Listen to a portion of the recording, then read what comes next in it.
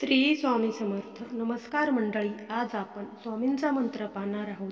हा मंत्र इतका प्रभावशाली आहे की याच्या नुसत्या ऐकल्याने सुद्धा इतका प्रभाव पडतो की तुमच्या जीवनातील दुःख, दारिद्र्य, नैराश्य दूर होईल. कारण हा मंत्र गुरुदेव दत्त आणि स्वामी महाराजांचा संयुक्त मंत्र आहे. गुरुदेव दत्त म्हणजे साक्षात ब्रह्मा, विष्णू आणि महेश या त्रिदेवांचा अवतार. स्वामी हे दत्तांचा चौथा अवतार म्हणून ओळखले जाते. त्यामुळे हा मंत्र पूर्ण ब्रह्मांडाचा मंत्र म्हणून ओळखला जातो. जर मंडळी वेळेअभावी तुम्ही जर जप करू शकत नसाल तर हा मंत्र तुम्हाला फक्त घरामध्ये लावून ठेवायचा आहे.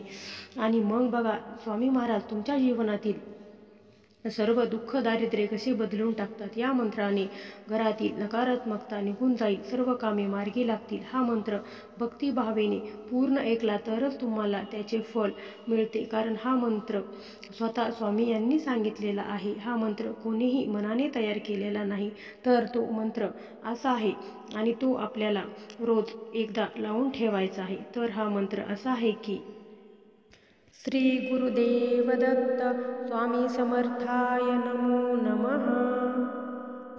श्री गुरुदेव दत्त स्वामी समर्थाय नमो नमः. श्री गुरुदेव दत्त स्वामी समर्थाय नमो नमः. श्री गुरुदेव दत्त स्वामी समर्थाय नमो नमः. श्री गुरुदेव दत्त स्वामी समर्थाय नमो नमः. श्री गुरुदेव दत्त स्वामी समर्थाय नमो नमः. श्री गुरुदेव दत्त स्वामी समर्थाय नमो नमः. श्री गुरुदेव दत्त स्वामी समर्थाय नमो नमः. श्री गुरुदेव दत्त स्वामी समर्थाय नमो नमः. श्री गुरुदेव दत्त स्वामी समर्थाय नमो नमः. श्री गुरुदेव दत्त स्वामी समर्थाय नमो नमः.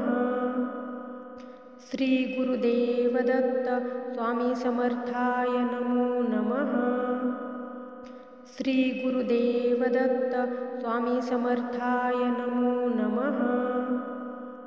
श्री गुरुदेव दत्त स्वामी समर्थाय नमो नमः. श्री गुरुदेव दत्त स्वामी समर्थाय नमो नमः. श्री गुरुदेव दत्त स्वामी समर्थाय नमो नमः. श्री गुरुदेव दत्त स्वामी समर्थाय नमो नमः. श्री गुरुदेव दत्त स्वामी समर्थाय नमो नमः. श्री गुरुदेव दत्त स्वामी समर्थाय नमो नमः.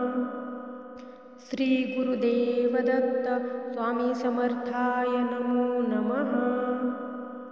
श्री गुरुदेव दत्त स्वामी समर्थाय नमो नमः. श्री गुरुदेव दत्त स्वामी समर्थाय नमो नमः.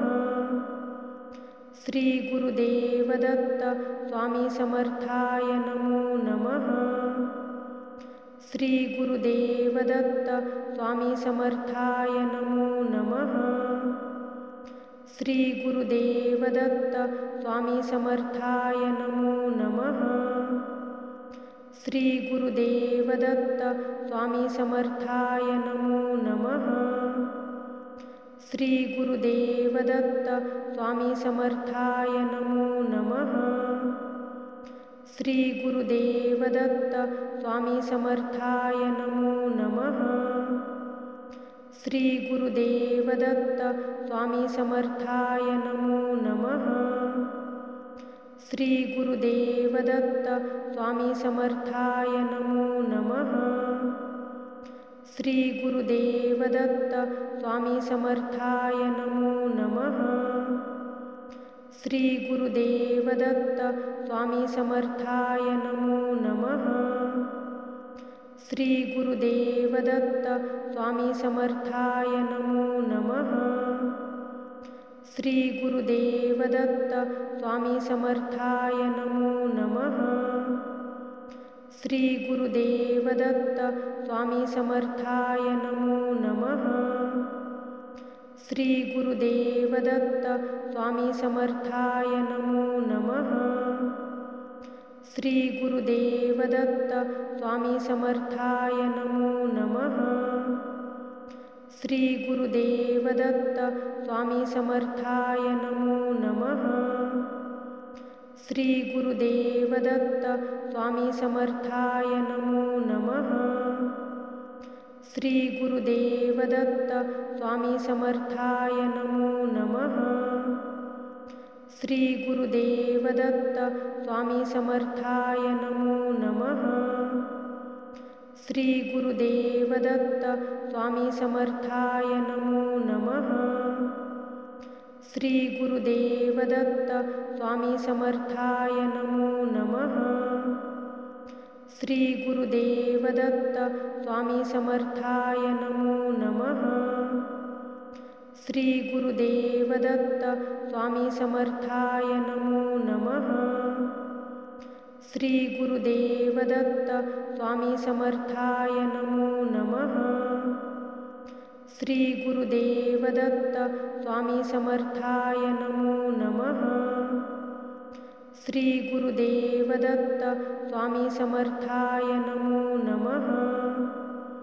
श्री गुरुदेव दत्त स्वामी समर्थाय नमो नमः। श्री गुरुदेव दत्त स्वामी समर्थाय नमो नमः।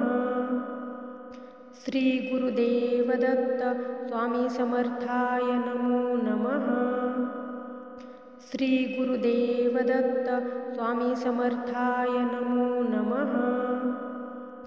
श्री गुरुदेव दत्त स्वामी समर्थाय नमो नमः। श्री गुरुदेव दत्त स्वामी समर्थाय नमो नमः। श्री गुरुदेव दत्त स्वामी समर्थाय नमो नमः। श्री गुरुदेव दत्त स्वामी समर्थाय नमो नमः। श्री गुरुदेव दत्त स्वामी समर्थाय नमो नमः।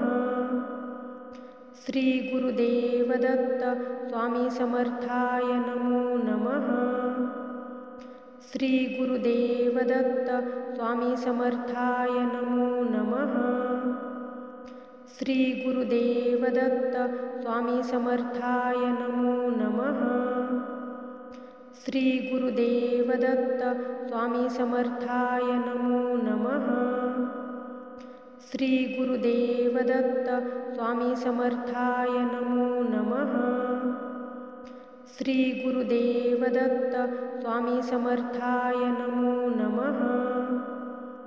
श्री गुरुदेव दत्त स्वामी समर्थाय नमो नमः।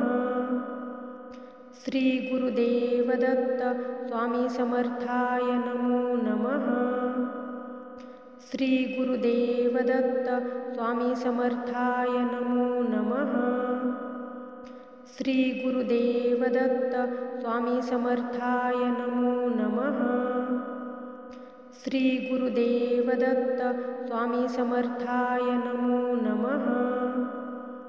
श्री गुरुदेव दत्त स्वामी समर्थाय नमो नमः। श्री गुरुदेव दत्त स्वामी समर्थाय नमो नमः।